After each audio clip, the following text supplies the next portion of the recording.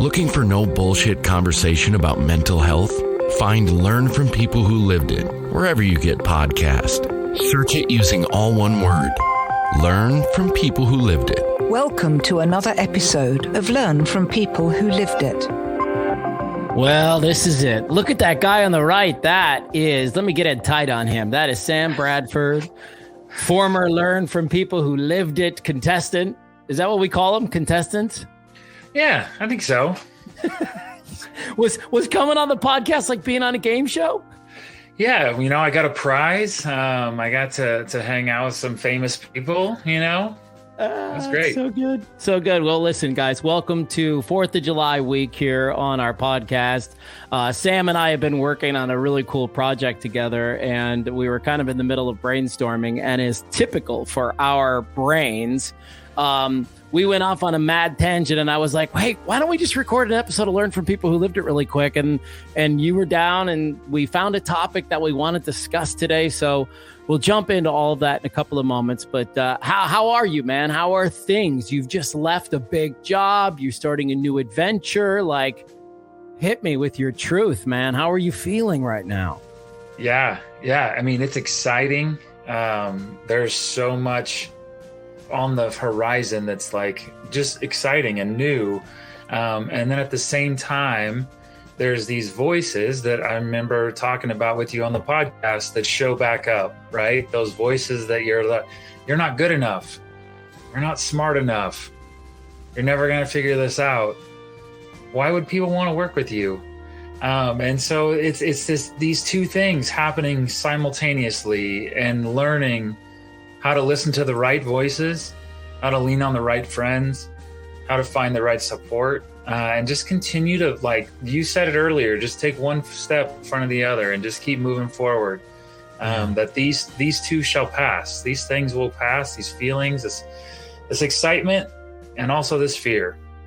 There you go, man. Well said. Well, you're going to get through it just like everybody else does. And, as I tell you privately, and I'll tell you on the podcast, just the less you can be focused on what the end looks like, and just get into this process and just know that exactly what you just said is the truth. You're just putting one foot in front of the other. This is all part of a journey.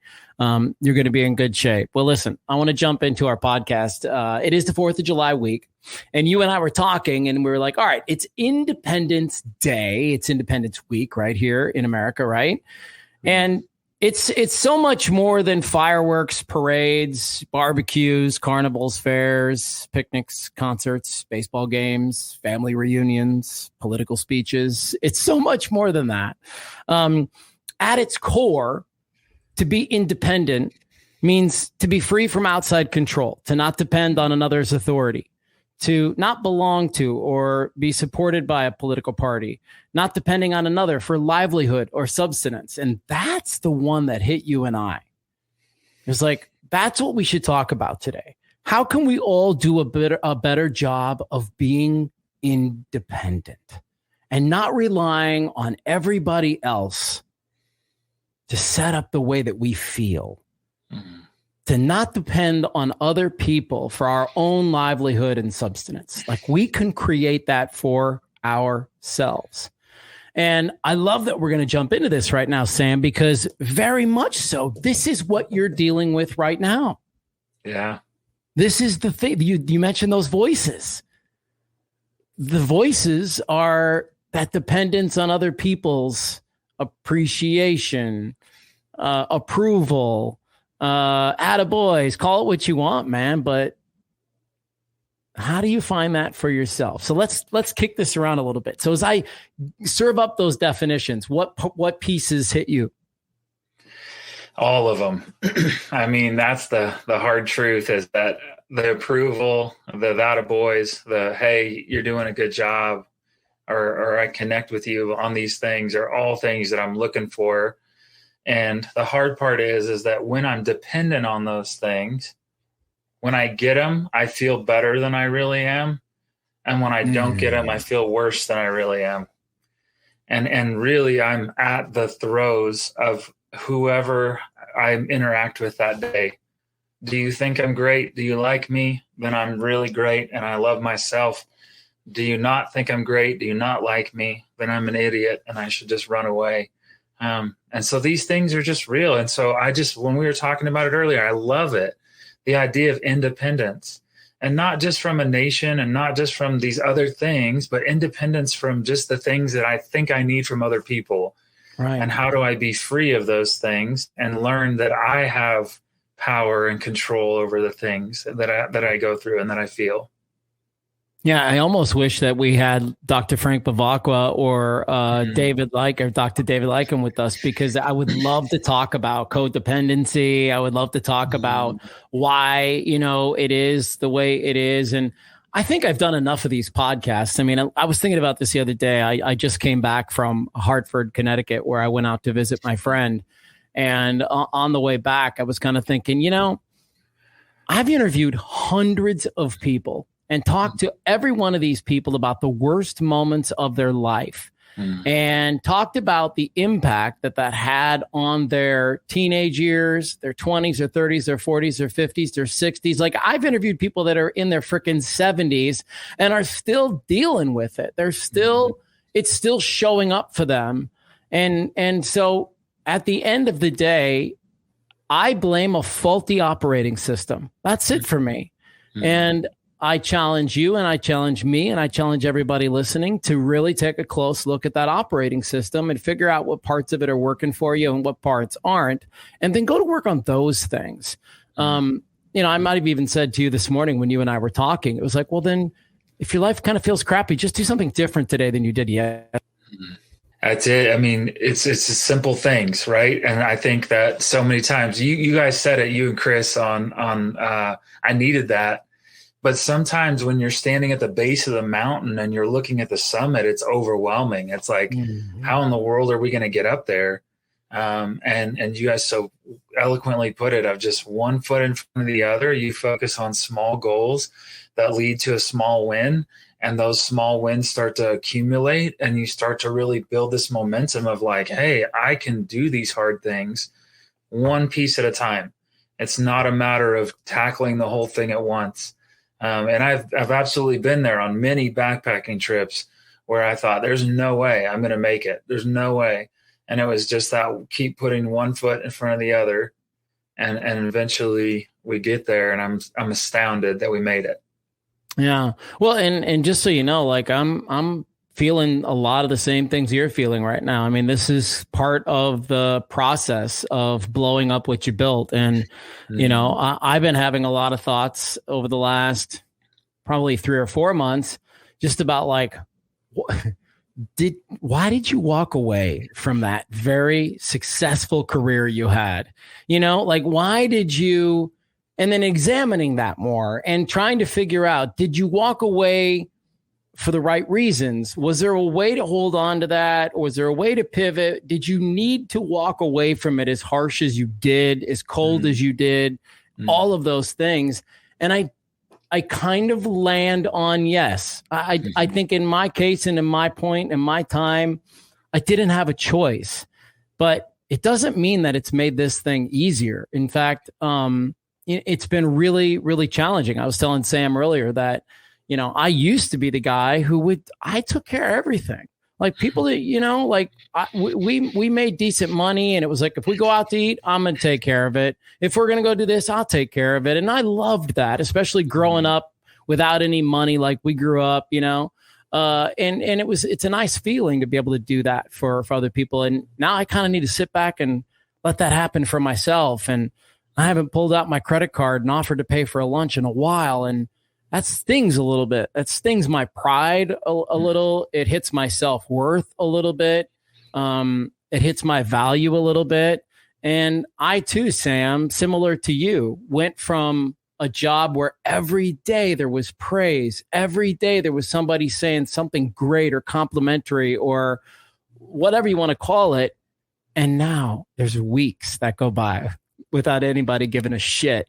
And that's real. But it's not to say that like I need it to be perfect, but it's a hurdle to overcome. You realize how much that puffiness from other people, to go back to our independence conversation, you realize how much you were relying on what other people were saying to you to dictate how you feel about yourself.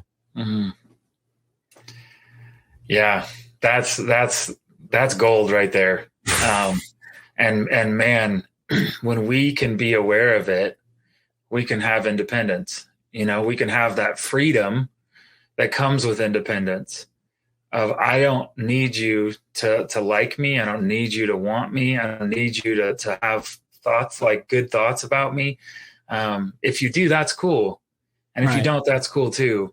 But man, when we're attached to that and we're just needing that, we give people power over us. We give people power to allow us, like, we let people make decisions for us and we let them kind of control the situation. And it's just not healthy. And man, just recognizing it, I think that's the beauty of the journey, Matthew, is that me and you wouldn't be here now if we were still in our old roles, and we wouldn't be experiencing this pain of this new thing that arose of needing that and knowing, not even being aware of it. But now that we're really aware of it, it's like, okay, how do we grow through this? And how do we heal through this so that we don't just continue to be older and still needing it, and older and still needing it? Because like you said, there's people in their 70s that are still doing these things. And it's like, you're not just going to heal. You're not just going to get better. It comes through intentional action. Yes. And so how are we taking those steps?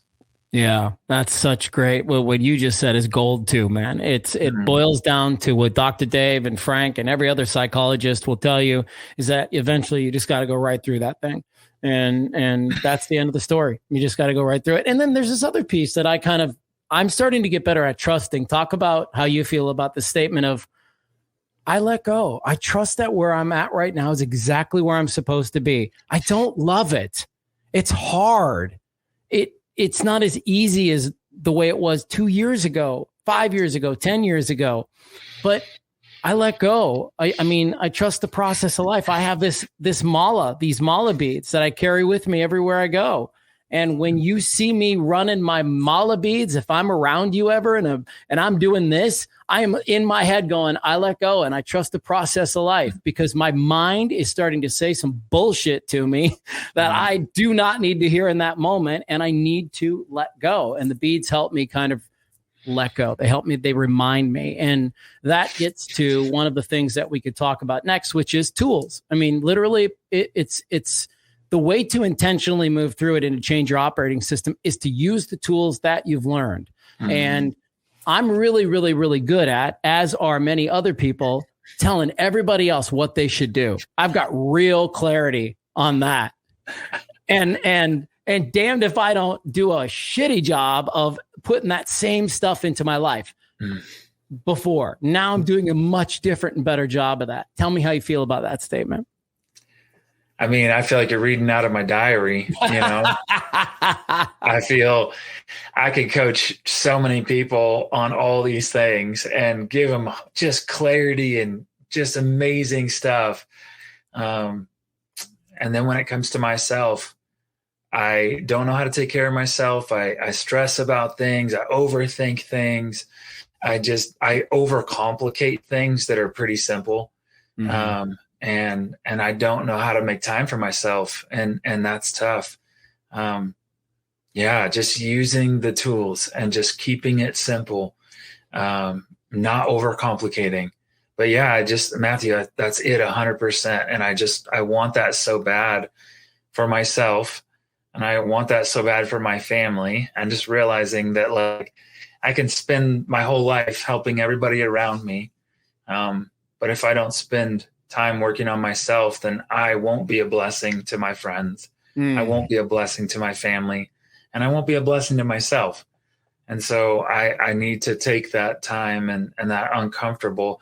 When you were saying it, like that letting go, there's this part of me that feels peace. And then there's another part of me that feels tension. It's like the peace is like, oh, I don't have to be responsible for all of it. And then the tension is like, but wait a second, you can't just let go. Like, if you let go, then is your family going to eat? Like, are you going to pay your bills? Like, there's just this dual tension there. There's this piece of like, oh, thank God I don't have to feel responsible for the whole world. But then also at that same time, part of me is like, no, dude, you got to figure this out. And so that's where I'm sitting.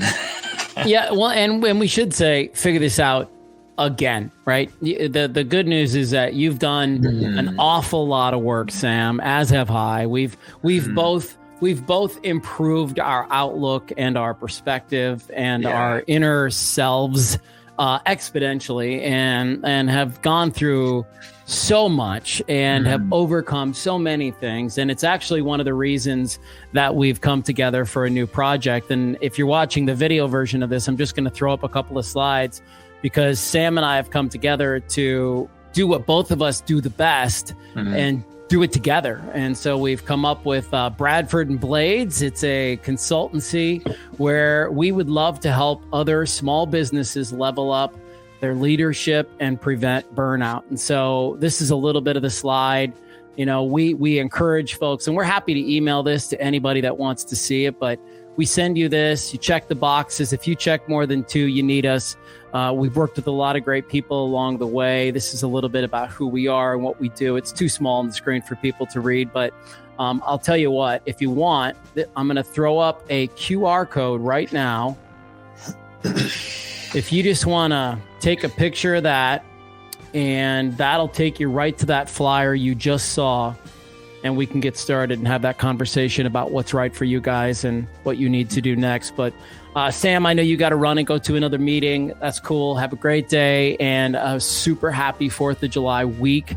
And I appreciate you being on, pal. Hey, thank you so much, Matthew. And just for everybody listening, leadership's tough, man. It's lonely, it's hard. And that's something that me and Matthew have both experienced. And we just want to encourage you, don't do it alone. Let us come in and help. Let us encourage you and support you and build you up so you don't have to do it alone. So happy 4th, everybody. So glad to be with you, Matthew. Thank you so much.